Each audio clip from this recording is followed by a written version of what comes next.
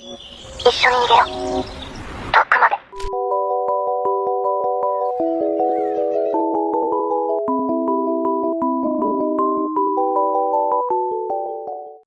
今次嚟我哋包咗7人商務車同司機，唔使自己揸車都可以有自駕遊，坐得舒服之餘，路上仲可以瘋狂自拍。咁今日係第2日，我哋由烏魯木齊市內出發，就行呢個 S21沙漠高速，大概幾個鐘就到咗呢個克拉美麗沙山公園啦，可以望下沙漠仔。跟住又出發咗去將軍山，坐咗一個落日纜車睇日落。佢係一個高山露天電影場咁，我自己個人就覺得冇乜特別啦，可能天氣唔係咁好。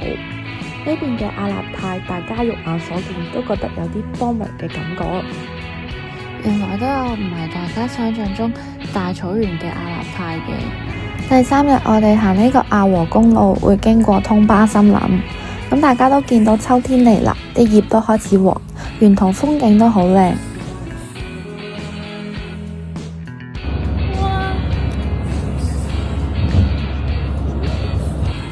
咁多石頭咯，你呢度睇石頭。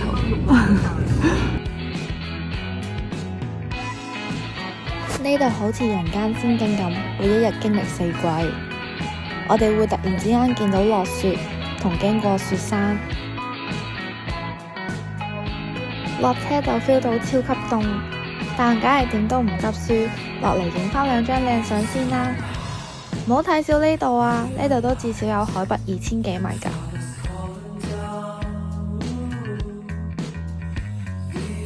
之後又再會經過托納海特大草原，見到人哋放牧，即刻落嚟望一望先。呢啲畫面對我哋嚟講都好新鮮，好似打開味。開始入夜啦，全日揸咗7個幾鐘車，終於到和木村啦。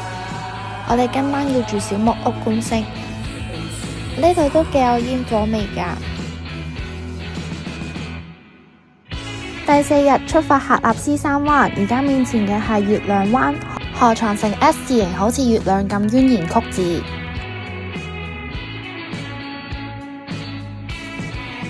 仲有臥龍灣同神仙灣。夜晚入住巴哈巴，有中國西北第1村嘅美譽，佢俾原始森林同木屋所環繞。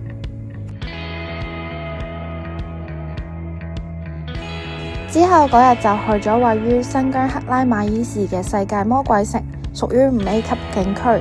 佢嘅雅丹地貌係數百萬年風蝕所形成嘅。之後玩得太攰，都冇點樣記錄。我哋去咗賽里木湖，呢度嘅風景真係好靚，好靚，好靚啊！